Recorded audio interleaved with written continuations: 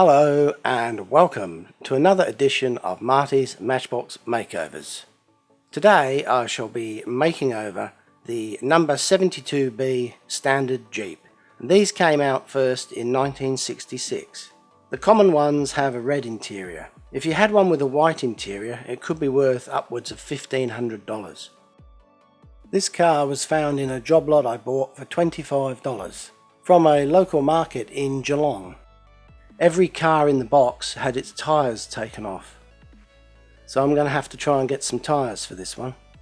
There's also supposed to be a windscreen, but the frame has been snapped off, and the spare wheel is missing also. Good point though, the tow hook looks almost new. Usually they're snapped off. So as usual, I will drill out the rivet and remove the base to get this restoration underway. To do this, I use a 2.8mm drill.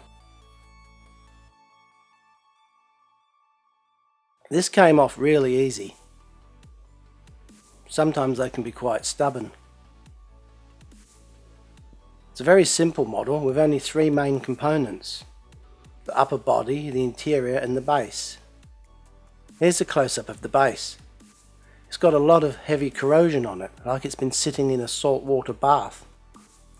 And the axles have rusted and swollen and caused these wheel hubs to lock on. They won't turn. I've seen this before on a previous restoration and ended up breaking the wheels, so I'll have to be extra careful with this one. There's quite a bit of detail on this model considering it's so small. There's nothing much wrong with the interior, just needs a bit of a clean. There's no broken bits, which is good. Now I'm going to use some WD-40 penetrant oil that loosens rusted parts to try and free up these wheels. It's a very thin penetrant oil and can find its way into the smallest of crevices. Hopefully these wheels will be able to turn once again. Next I'm cutting a thread with a hand tap so that I can use a small screw to reassemble the model at the end. The screws I've got are small but slightly too long for this particular model, so I'm just in my shed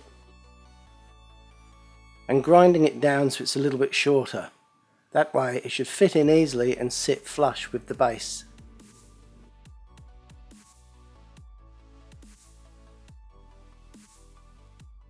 Here's a close-up of what it looks like after I modified the screw.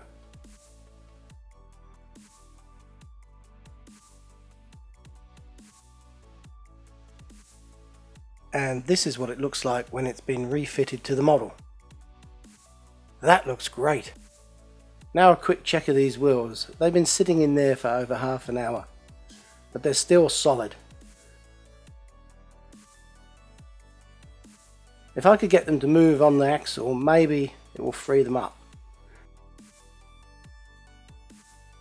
A bit of persuasion required here using a couple of pairs of pliers.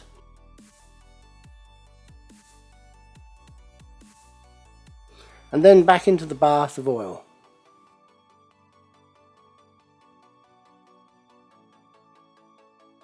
Whilst they're soaking, I'm going to try and clean up the interior and these plastic wheels. One of the presents my wife got for Christmas this year was this jewellery cleaner. While she's out shopping with her mother, I thought I might give it a try, as many of my subscribers have recommended that I get one. So I've just put some lukewarm water in there, and I'm going to add a couple of drops of just normal washing up liquid and give that a go. Hopefully these wheels will look like new.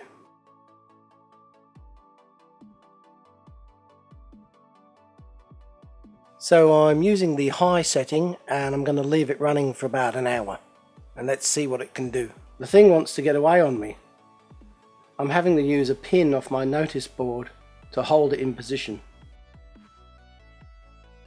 So whilst the ultrasonic cleaning is taking place, I take the opportunity to remove all the paint from the body and the base, using my standard polystripper paint stripper.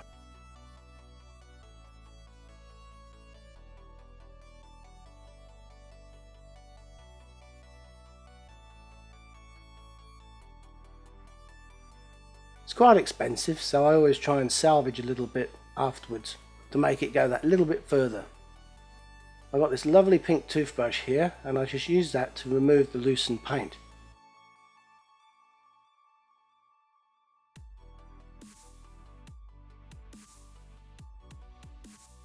I guess the paint stripper removes about 95% of the paint.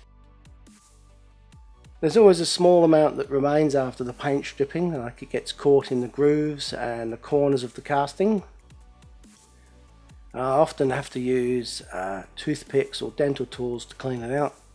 Today I'm having a shot with a soft wire brush in my hand drill.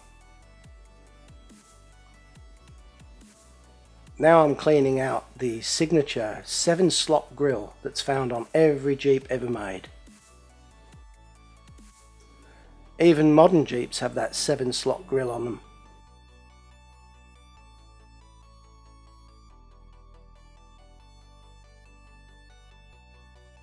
Using my Dremel held in my vise, I'm just giving the larger areas, the side panels and the bonnet, a bit of a shine, a bit of a buff up. This will help the undercoat paint to stick, as well as removing any small minor blemishes that might be present. Don't want to go too hard because you run the risk of removing the details, and the details in this one are fantastic. Even the speedometer has graduations cast into it.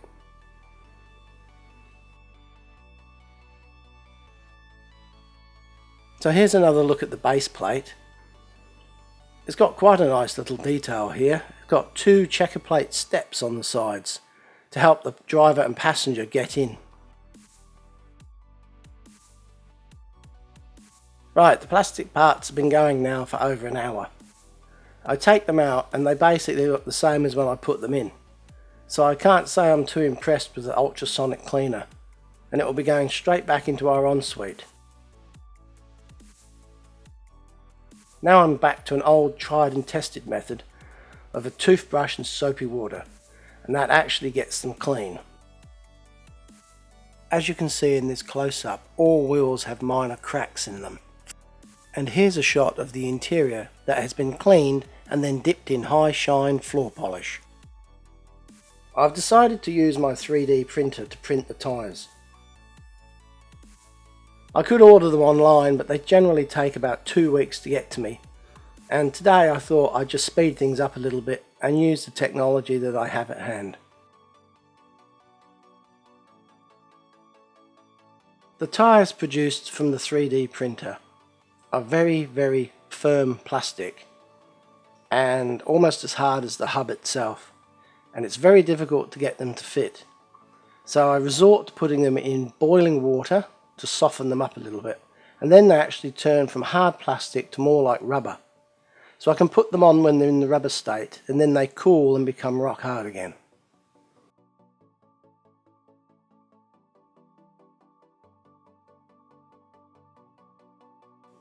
Now it's time for me to undercoat the body using Tamiya Fine White Undercoat.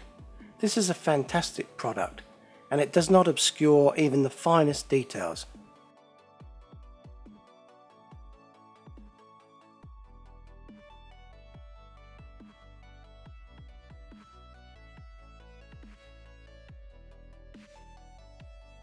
Here on the back you can see the word Jeep, and you can still see the graduations of the cast in the speedometer.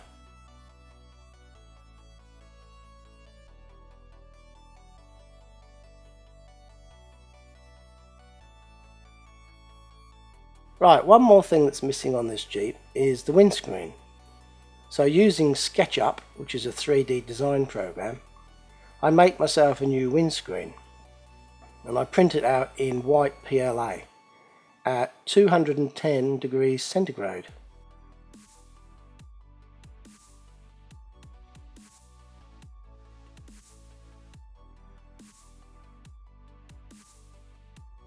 This is the first frame that I printed out. I wasn't happy with it because the bottom of the frame looked wider than on an original vehicle. So I modified my design and printed out another one.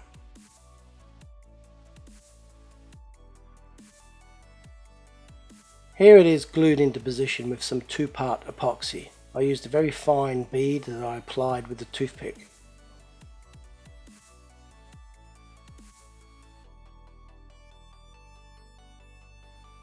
Today I'm using number 12 Revel enamel paint. It's a nice bright yellow that is similar to the original colour that was on the model. And I'm diluting it with mineral turbs so I can use it in my airbrush.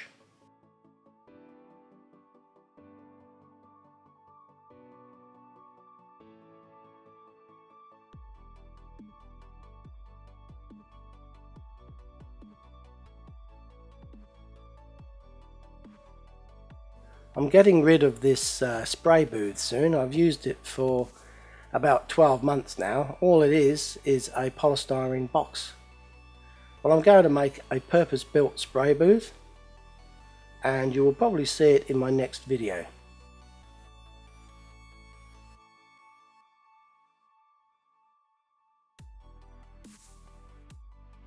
The Revel enamel paint has gone on quite well, and I don't even think I'm going to have to need a top coat of varnish for this one. Here's a reminder of what the base looked like. It's got a fair amount of oxidization on it, and I thought I would try and put a couple of microns of fresh zinc on it using some electroplating that I'm experimenting with at the moment. I'm using a Commodore Garden 12 volt battery charger.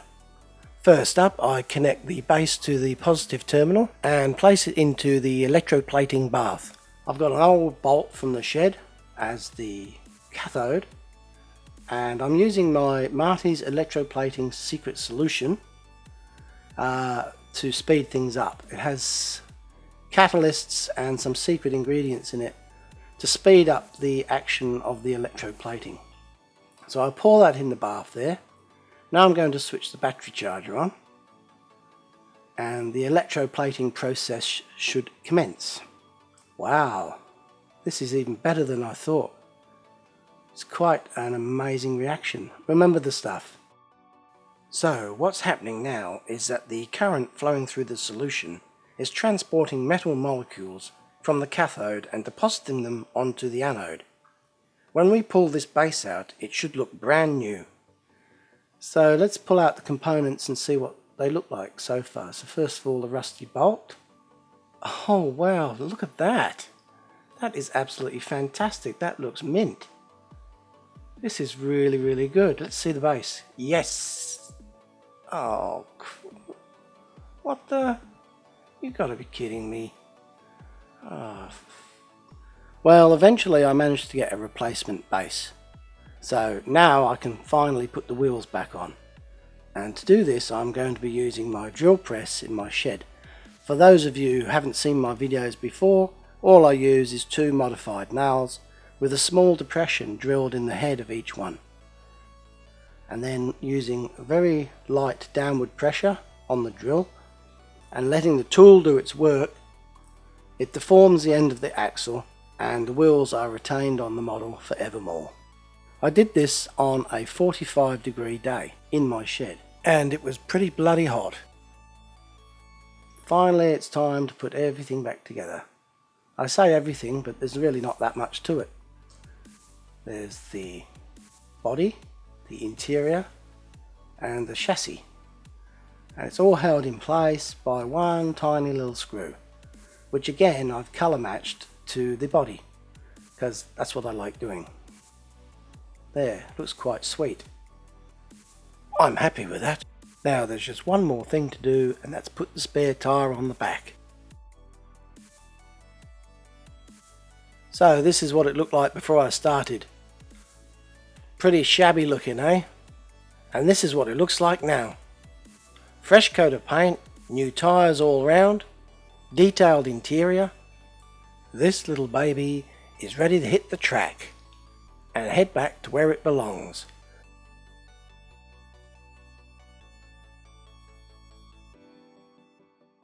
Here it is in its natural environment on a sheep station somewhere in Australia. And then on the weekends he can head up to the Northern Territory on a sightseeing tour of Ayers Rock and the Olgas, which are known by the Aboriginals as Kata Juka. Thank you so much for watching, and please come back soon for another Marty's Matchbox Makeover. Goodbye. Ah, you Amart Furniture's stock take celebration is about to go out with a bang. all good, baby. No, it's all bad, baby. Can't get the screw in. Right. Now I'm going to switch on the battery charger. Yeah, can I move it? Yep.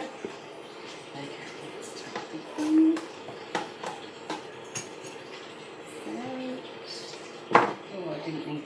I don't know why we didn't need to move it. Just take them out. Could have done that. That's in there. Just put that one back in there. Hey, take that away. And don't get any blue spillage. Oh, I see. You want that one left in there? The one, yes. Yeah, all right. And the shiny bolt. Yeah, the shiny bolt's in there. Okay, is that the same? Yeah, shiny bolt. Right now, what? Right. You want that Move dry everything ice? out of the way as far back as possible. Okay. Tip the dry ice in. And I'll switch on. And now we have a look here. And now we look here. Oh crap. Jeff, that's going. This is really quite remarkable stuff, you know. Remember, look at what it's doing. Oof. Hang on, I better switch this off. Well, I'll switch it off. Why? Well, because I've got to get this. Take it out, no? Switch it back on. Hang on, I've got to get this out. Oh No, wow! you need to take it out. Show them. I am. Look at this. That's awesome. Okay, now let's check the car. Ah.